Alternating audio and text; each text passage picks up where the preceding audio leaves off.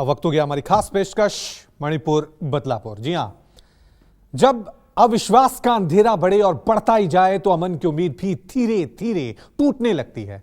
जब भाईचारे की परंपरा को पैरों तले रौंदा जाने लगे तो जिगरी दोस्त भी दुश्मन लगने लगते हैं, और जब दो भाइयों के बीच नफरत की खाई चौड़ी होने लगे तो मोहब्बत से भरोसे टूटने लगते हैं। मणिपुर में यही तो हो रहा है। जिस राज्य को हिंदुस्तान के मानचित्र पर सबसे सुंदर बेशकीमती नगीने का दर्जा हासिल हो, आज वहां दो समुदाय के बीच नफरत की ऐसी दीवार बन गई है कि पूरा मणिपुर ही मानो बदलापुर बन चुका है। इन सब के बीच राहत की बात यह है कि धीरे धीरे ही सही मगर नफरत से भरे इस दौर में यहां मोहब्बत की हवा बह चली है।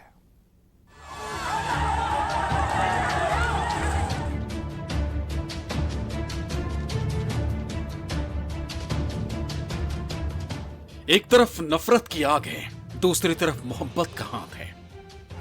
एक तरफ अविश्वास की दरार है, दूसरी तरफ भरोसे की पुकार है। एक तरफ आंसू है, दर्द है, निराशा है, दूसरी तरफ अमन की आशा है।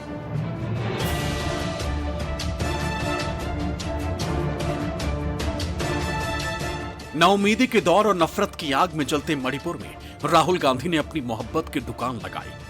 दर्द से दोहरे हुए कंधों को दोनों हाथों से थामा, कुछ कहा, कुछ सुना, कुछ हाल जाना, बस इतने से ही दवा असर कर गई। इन बुझे बुझे होंठों पर हंसी फैल गई। फिर चल पड़ा बातों का सिलसिला, मिट गए सब गम और गिला, बहते हुए रुक गया आंखों का पानी। मणिपुर को सुनिए राहुल की जुबानी। I went to the camps, met people from all communities. One of the things I would say to the government is that the basic amenities in the camps, they need to be improved.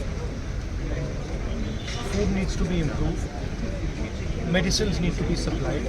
That complaint has come from the camps. And I would appeal to everybody in Manipur that we need peace. Peace is the most important thing. जलते हुए मणिपुर को जानने के लिए राहुल यहाँ 2 दिनों के दौरे पर हैं।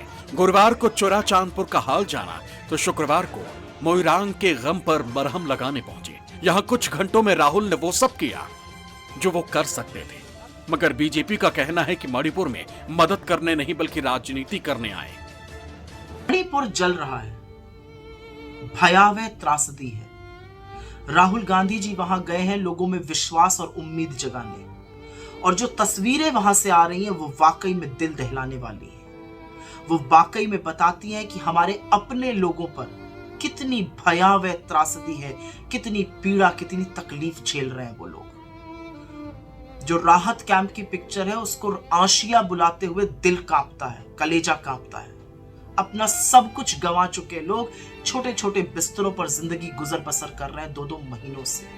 तस्वीरें और भी आई प्रधानमंत्री मोदी की। आज मणिपुर जल रहा है, एक शब्द उन्होंने बोला नहीं है, लेकिन आज दिल्ली यूनिवर्सिटी के एक कार्यक्रम में मेट्रो से जा रहे थे साहब। ये अलग बात है कि मेट्रो स्टेशन पूरा खाली कर दिया गया था। पहले वो मेट्रो में अकेले बैठे दिखे, उसके बाद कुछ लोग आए। आज भी इवेंट बाजी मोदी जी। राहुल मणिपुर में है और मणिपुर नफरत की जद में है।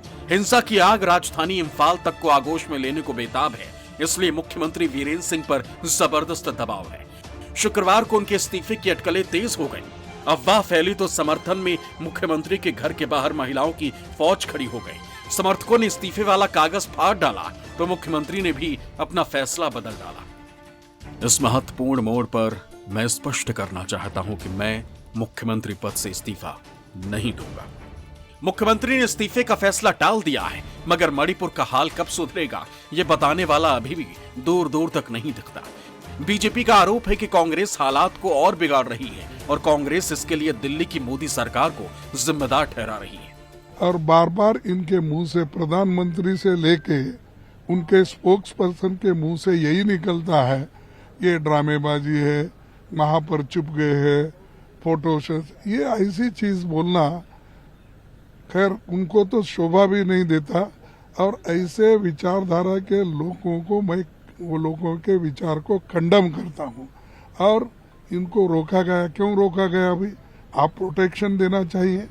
जब शाह जा सकते हैं, आपके लोग कैंप को विजिट कर सकते हैं, अपोजिशन पार्टी का क्यों नहीं कर सकते लीडर? आप और वो गए ड्रामा, आप गए तो क्या है, महाड्रामा।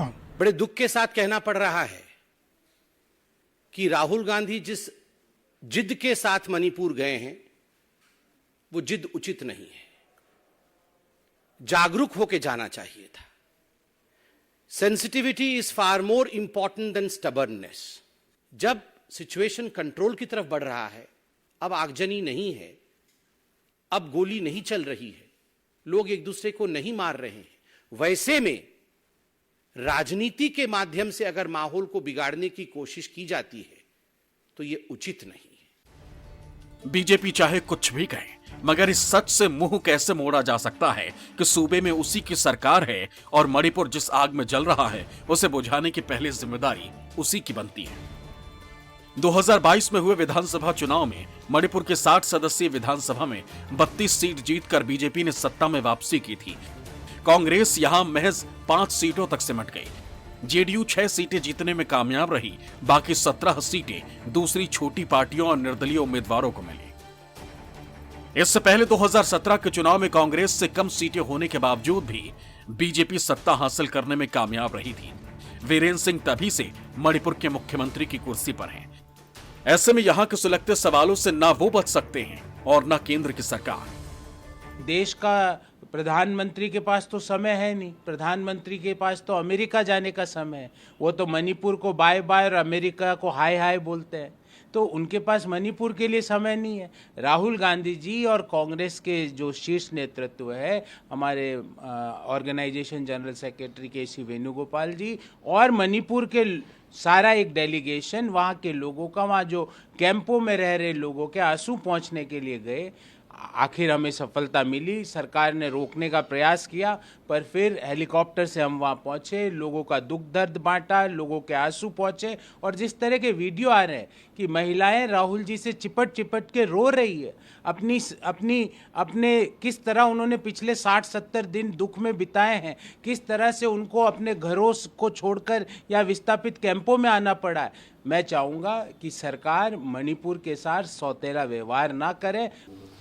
नहीं, वो अपनी जो जानकारी उनके पास है वो होम मिनिस्टर साहब के साथ शेयर कर सकते हैं। होम मिनिस्टर साहब ने पीछे मीटिंग भी बुलाई थी, उसमें भी कहा था कि जिसने जो जानकारियां हैं वो अपनी जानकारियां शेयर कर ले, परंतु वहाँ जाकर फोटो आप मत करें, राजनीति मत करें। सिर्फ इतना ही हमारा निवेदन है, क्योंकि परिस्थिति अभी वहाँ पर शांति की ओर बढ़ रही है और इस समय जाकर कुछ भी शरारत होगी तो दिक्कत होगी।